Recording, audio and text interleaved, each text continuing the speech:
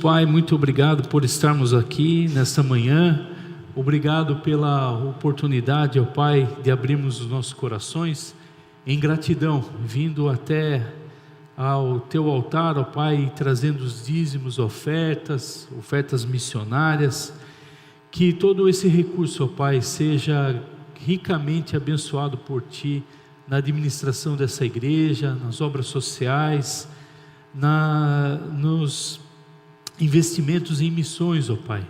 Continua a abençoar essa comunidade, ó Pai, esteja com todos nós.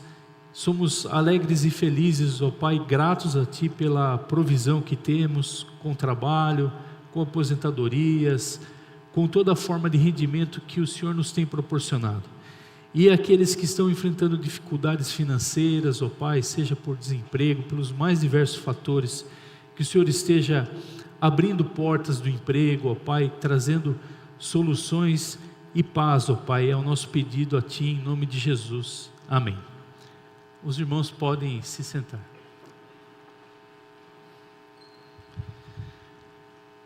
É uma alegria muito grande estar aqui novamente, trazendo a mensagem nesta manhã, ainda mais nessa série tão inspiradora, trilhando um ano novo com Jesus,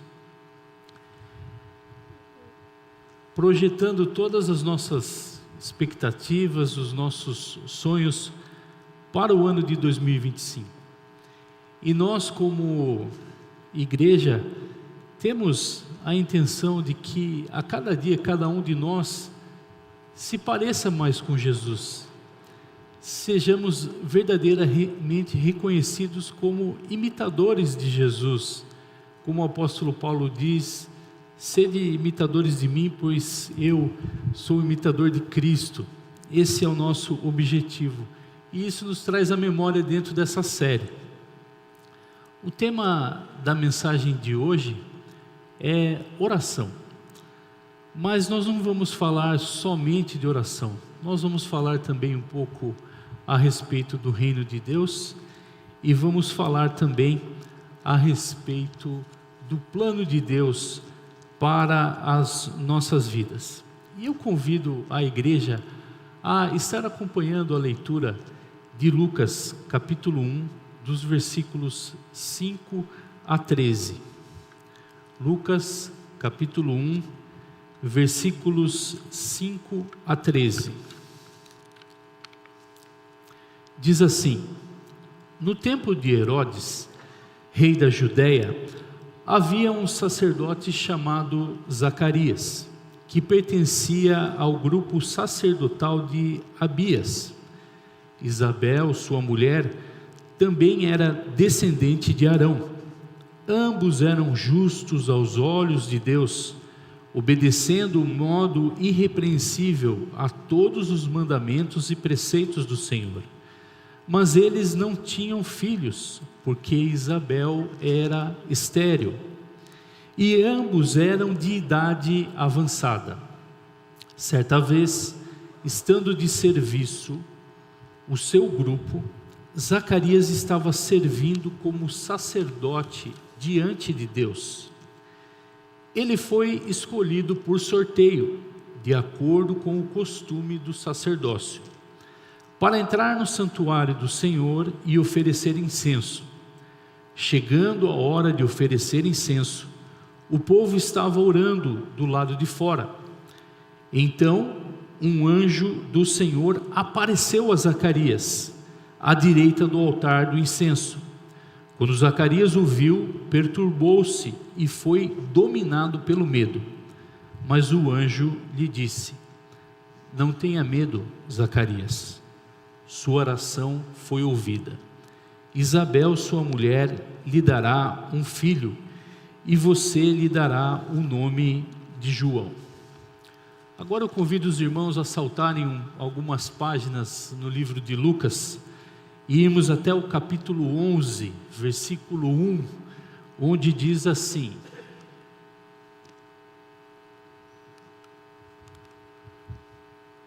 certo dia, Jesus estava orando em determinado lugar, Tendo terminado, um dos seus discípulos disse: Senhor, ensina-nos a orar, como João ensinou aos discípulos dele.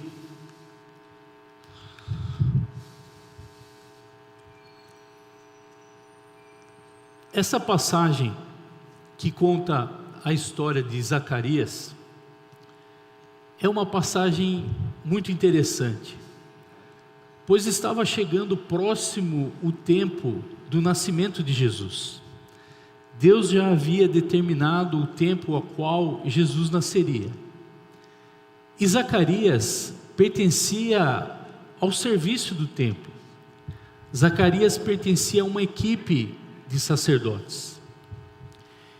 E na Bíblia de Genebra tem uma pequena observação, na qual fala que possivelmente alguém como Zacarias, apesar de servir talvez a vida toda dentro do templo, tinha só uma oportunidade durante a vida de estar no santo lugar do templo e oferecer incenso ao Senhor.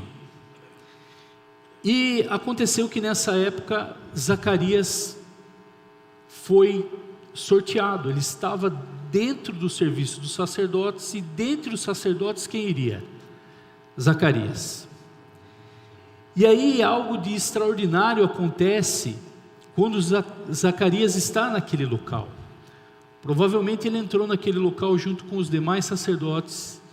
Os demais sacerdotes se retiram, como era o costume da época, e de repente aparece um anjo. Eu fico tentando imaginar como que Zacarias se sentiu nesse momento, e eu confesso que eu tenho uma certa dificuldade de imaginar como que deve ter sido.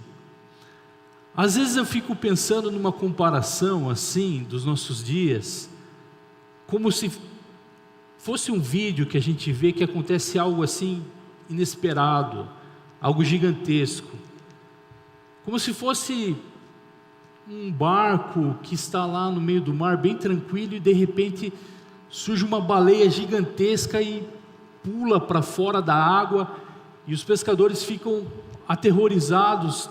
Tamanho é aquele animal e tamanho é aquele espetáculo. Eu fico imaginando Zacarias lá dentro do templo, e de repente dá um clarão e surge um anjo, e ele tem a reação que todos nós teríamos. A palavra de Deus fala que ele ficou com medo. E aí o anjo diz para ele assim: não tenha medo, a sua oração foi ouvida. Olha que coisa maravilhosa de acontecer na vida de quem busca o Senhor. A sua oração foi ouvida. Mas eu gostaria de que nós conversássemos um pouco a respeito de como que as pessoas, e muito provavelmente também Zacarias, levavam a sua vida nos dias de Jesus. Nos dias de Jesus, nós percebemos ao ler os evangelhos que grande parte das pessoas, principalmente dentro do povo de Deus, tinham duas preocupações muito grandes em suas mentes. A preocupação nos afazeres diários deste mundo, das coisas desse mundo. O que eu vou comer? Como que eu vou comprar o meu alimento? O que eu vou vestir? Do que eu vou trabalhar? Como é que vai ficar a situação desse reino aqui que está invadido por Roma? E dentre essas preocupações, e aquele povo tendo conhecimento a respeito da palavra de Deus, dentro das suas mentes também estava os pensamentos a respeito do reino de Deus. E o reino de Deus também estava muito ligado à libertação daquele povo, da opressão e do domínio que eles sofriam em Roma. Em Lucas capítulo 9, versículo 59, demonstra de uma forma interessante como que as pessoas viviam nessa dualidade, as preocupações, os afazeres desse mundo e o reino de Deus. A outro disse Jesus: siga-me.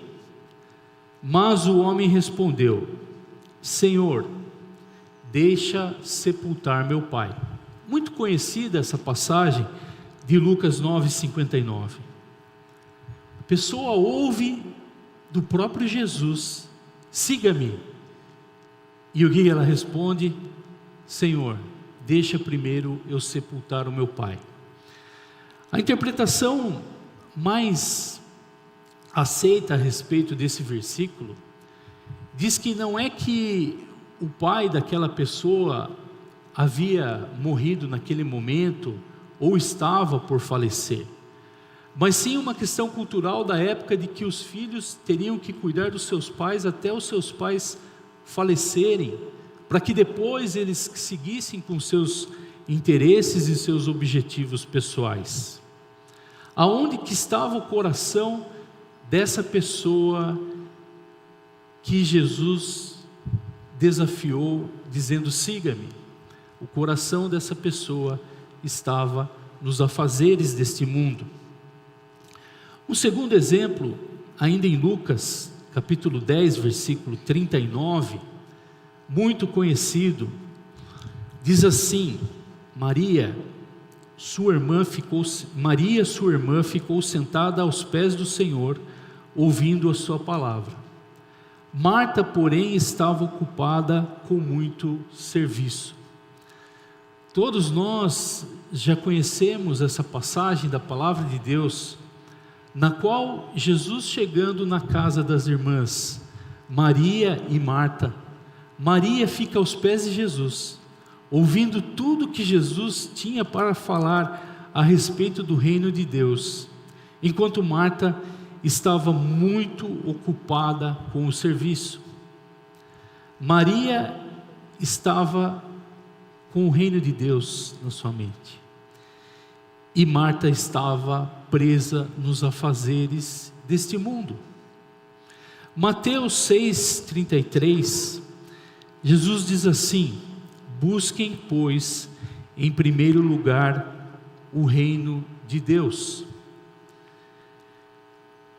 Jesus, o tempo todo, desafia a todos que estão acompanhando a colocarem em primeiro lugar o reino de Deus. E todas as coisas dos afazeres desse mundo devem estar em segundo plano.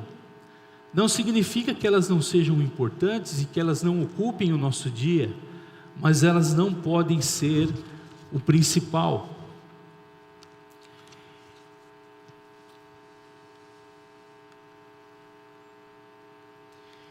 E em todas as passagens na qual Jesus fala, e Jesus ensina ao povo e proclama o Evangelho, nós podemos sintetizar que o reino de Deus sempre foi, é e sempre será eternamente bom, pleno e santo. Nada se compara ao reino de Deus. O reino de Deus sempre foi, é e será eternamente bom, pleno e santo. Eu gostaria de destacar brevemente uma outra passagem em Lucas capítulo 8, versículo 28, na qual Jesus chega numa determinada região e lá encontrava-se um homem endemoniado. E esse homem endemoniado, ele estava numa situação terrível. Tentavam o acorrentar, ele quebrava as correntes. Tentavam fazer com que ele usasse roupas, ele rasgava as roupas. Se 10 homens fossem tentar segurá-lo, ele acabava enfrentando os 10 e vencendo aquela luta. E isso já se perdurava há muitos anos. E esse homem estava tão atormentado que ele vivia junto às sepulturas. E Jesus, chegando naquela região, Jesus vai diretamente a ele, e em Lucas 8:28 diz assim: que queres comigo, Jesus, Filho de Deus Altíssimo? Rogo-te que não me atormentes. E no versículo 30, Jesus pergunta: qual é o seu nome? E o homem endemoniado responde: Legião. Essa passagem nós podemos imaginá-la como um confronto entre o reino de Deus, o qual está representado por Jesus, e esse mundo, na qual está representado por todo o mal dentro daquele homem endemoniado. E por que dá para a gente fazer essa ilustração? Toda aquela região estava dominada pelo Império Romano. E o que significa legião? Legião significa uma unidade militar romana. E o que representava o mundo naquela época? Era Roma. Então nós temos Jesus e nós temos um endemoniado que se identifica como legião. Nós temos Jesus como representante do reino de Deus e temos um endemoniado que se identifica como legião, representando esse mundo. E ao ter contato com Jesus, é possível ver no versículo 28 o terror que aqueles demônios sentiram ao dizerem: que queres comigo, Jesus, Filho do Deus Altíssimo? Rogo-te que não me atormentes. E aí depois, a sequência disso é que Jesus expulsa aqueles demônios e liberta de uma forma maravilhosa aquele homem que estava sendo perturbado. Nessa representação nós vemos o poder, a santidade, a bondade, o amor do reino de Deus diante de todo o mal, inclusive diante de todo o mal ao qual está neste mundo. Mas o reino de Deus, ele é chegado a esse mundo, e fica muito claro nos evangelhos que a implantação do reino de Deus nesse mundo, ela tem um plano. E o plano de Deus se realizou, se realiza e se realizará em amor. Eu falei para vocês que o tema da pregação hoje é oração, e nós iríamos falar muito a respeito do reino de Deus e do plano de Deus.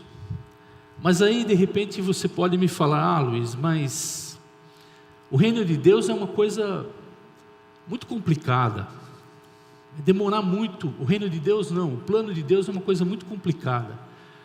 A gente precisa ler a Bíblia inteira e ter um entendimento muito profundo para a gente compreender o plano de Deus. Mas aí eu vou tentar provar que esse pensamento está totalmente errado. O plano de Deus em amor é muito simples, muito simples. E dá para a gente explicar o plano de Deus em apenas 3 versículos. Você vai falar: Luiz, não é possível. É possível. Eu vou tentar colocar para vocês o plano de Deus em apenas 3 versículos. Olha só que interessante. Se a gente imaginar lá o livro de Gênesis, o que a gente pensa? Criação. Deus criou o homem, Deus criou a mulher. O homem e a mulher pecaram, e a consequência do pecado foi a morte. Essa foi a principal consequência do pecado. E muitas vezes nós somos indicados por um caminho que não é correto, de pensar que a expulsão do homem e da mulher, de Adão e Eva, do jardim do Éden, foi um ato de punição de Deus. A consequência do pecado de Adão e Eva foi a morte, foi o aumento das dores de parto, foi viver do suor do próprio rosto. Mas a expulsão do jardim do Éden foi um ato de amor de Deus. Gênesis 3:24 diz assim, e é o primeiro versículo para que nós tenhamos uma visão a respeito do plano de Deus. Depois de expulsar o homem, colocou a leste do jardim do Éden querubins e uma espada flamejante que se movia, guardando o caminho para a árvore da vida. No jardim do Éden existiam muitas árvores, mas duas se destacavam. A primeira era a árvore do conhecimento do bem e do mal, a qual Deus deu uma ordem para que o homem não comesse daquele fruto. E a história todos nós sabemos: comeram daquele fruto e assim pecaram, e assim houve a queda da humanidade. Mas existia uma segunda árvore, que é a árvore da vida, a qual o fruto não foi proibido. E o que significa ter acesso ao fruto da árvore da vida? É ter acesso à eternidade, a viver eternamente em comunhão com Deus. Mas, se a humanidade pecou, e ao mesmo tempo ela tem acesso ao fruto da árvore da vida, a humanidade passaria a eternidade em pecado. Então Deus, que já tinha um plano de salvação para a humanidade, expulsa Adão e Eva do jardim do Éden, fecha o jardim do Éden e fala: aqui vocês não entram mais. E coloca querubins e uma espada que se movia, selando aquele lugar, para que a humanidade não tivesse acesso à árvore da vida e não passasse a eternidade em pecado, na morte, separada de Deus. O segundo versículo, para que nós possamos entender o plano de Deus, é o mais conhecido da palavra de Deus, João 3,16. Porque Deus tanto amou o mundo que deu seu Filho unigênito, para que todo aquele que nele crê não pereça, mas tenha vida eterna. Deus, na forma de Filho, se torna humano, morre na cruz em nosso lugar. Na cruz Ele leva todo o nosso pecado, para que nós pudéssemos viver eternamente em comunhão com o Senhor. Terceiro versículo, para que possamos entender o que é o plano de Deus, está lá no finalzinho da Bíblia, e eu vou ler só a primeira parte. Apocalipse capítulo 22, versículo 2. No meio da rua principal da cidade, de cada lado do rio, estava a árvore da vida. Lá no final de Apocalipse, depois que todo o mal é extirpado, onde há um novo céu e a nova terra, onde na nova terra há a cidade da Nova Jerusalém, no centro dessa cidade está a árvore da vida. E no capítulo 22 fala que a árvore da vida, ela está lá para a cura das nações, e ela dá 12 frutos, e esses frutos significam que a humanidade viverá eternamente com Deus, em comunhão com Deus. Esse é o maravilhoso plano de Deus, que vai da árvore da vida de Gênesis, que passa pela maravilhosa obra de Jesus e salta até a árvore da vida de Apocalipse, onde nós viveremos eternamente com o nosso Deus. Mas voltando ao nosso tema principal, que é o tema da oração. Se o tema é oração, por que eu fiz questão de falar tanto a respeito do reino de Deus e do plano de Deus? Porque a oração é o instrumento no qual nós nos conectamos ao Senhor, é um instrumento no qual nós estamos na presença do Senhor, mas também é o instrumento do qual nós estamos fazendo parte do próprio reino de Deus. E eu não tenho tempo para me aprofundar, mas nós temos que entender a oração a partir dos evangelhos. Nas últimas aulas, especialmente na última aula do pastor Lucas, o pastor Lucas, de forma maravilhosa, fez uma explicação de como que funcionava a relação do povo de Deus com Deus no Antigo Testamento, e ela era uma relação sacerdotal, que passava pelo sacerdote. O perdão, a expiação dos pecados, a retirada dos pecados, passava pelo sacrifício no templo. A oração passava por esse ritual ao qual Zacarias participou, da queima do incenso, para que as orações daquele povo chegassem até a presença de Deus. E aí na aula de domingo passado, Lucas colocou de uma forma maravilhosa, que após a obra de Cristo, a figura do sacerdote é retirada da relação da humanidade com Deus e o seu reino. Como que isso se dá? Se nós estivéssemos no Antigo Testamento e nós tivéssemos um pedido, nós teríamos que ir até o templo e participar daquele ritual e entregar um sacrifício e participar daquela celebração para que o sacerdote queimasse o incenso e aquela oração chegasse na presença de Deus.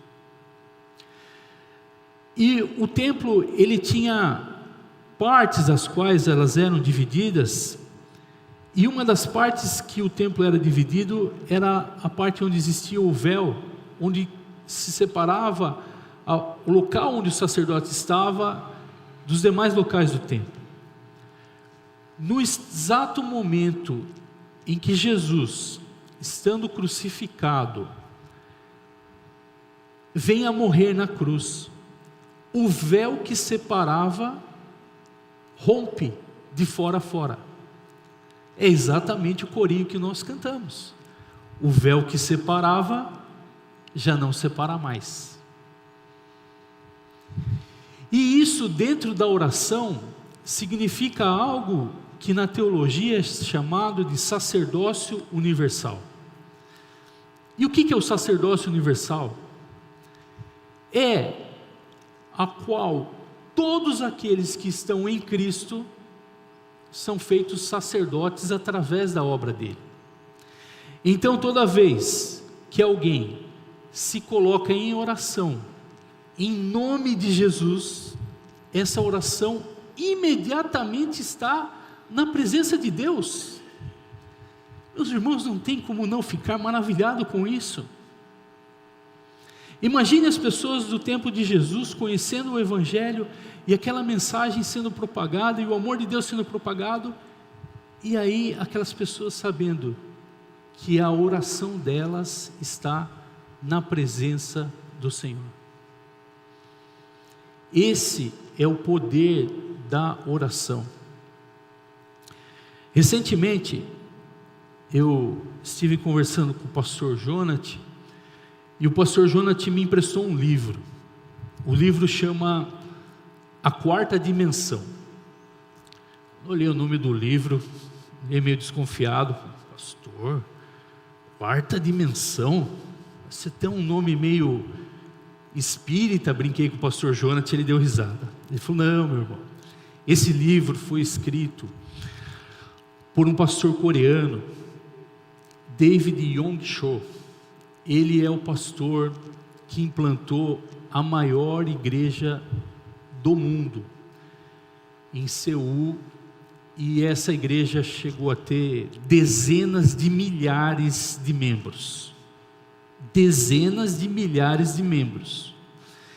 E aí eu comecei a ler o livro, e ele é interessante que o pastor Cho, ele se converte logo após aquela situação de guerra da Coreia, e aí ele relata que a Coreia do Sul, vivia numa pobreza absoluta, e ele era um dos pobres mais pobres de toda a Coreia. E aí ele começa o seu ministério de uma forma muito humilde, muito simples, vivendo num local muito precário. E aí nas suas orações ele pede 3 coisas. O pastor Cho pede 3 coisas. Ele pede uma escrivaninha, porque ele não tinha uma mesa sequer para conseguir ler a palavra de Deus de uma forma mais confortável. ele pede uma cadeira para que ele pudesse se sentar, e ele pede uma bicicleta, porque se ele tivesse uma bicicleta, ele conseguiria percorrer distâncias maiores e levar a palavra de Deus de uma forma mais objetiva.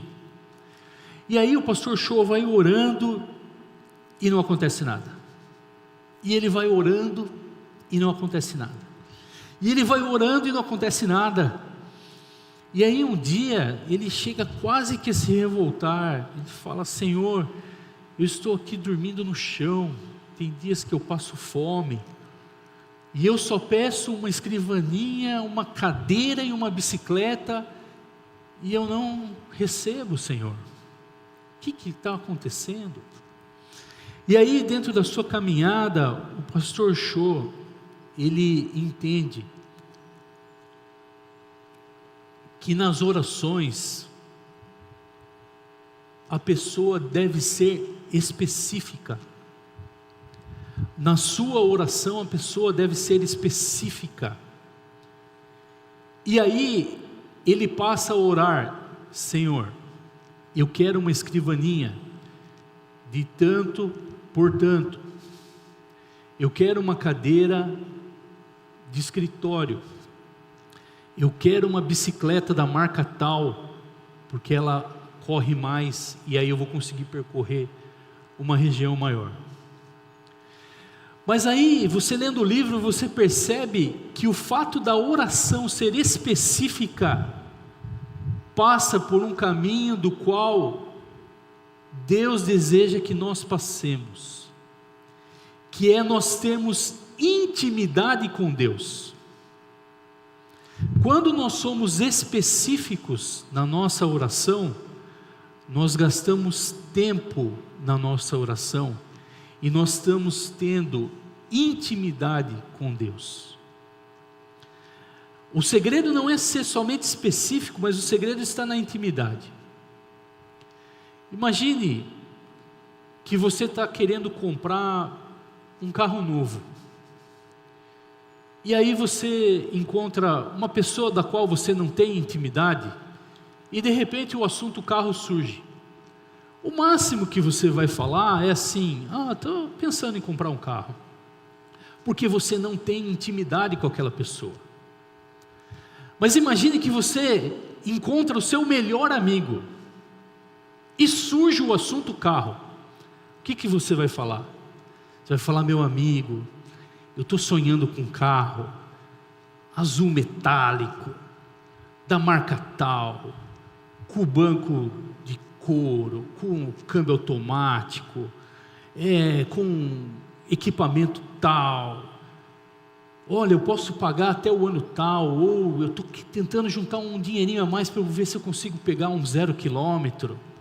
Mas por que você fala essas coisas para o seu melhor amigo? Porque você tem intimidade. E a intimidade faz parte do processo de oração.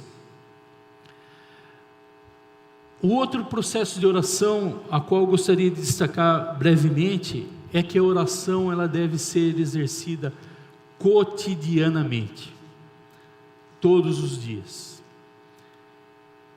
Cada um vai encontrar o seu caminho, pela manhã, pela madrugada, separando uma hora durante o dia, um momento à noite, antes de dormir.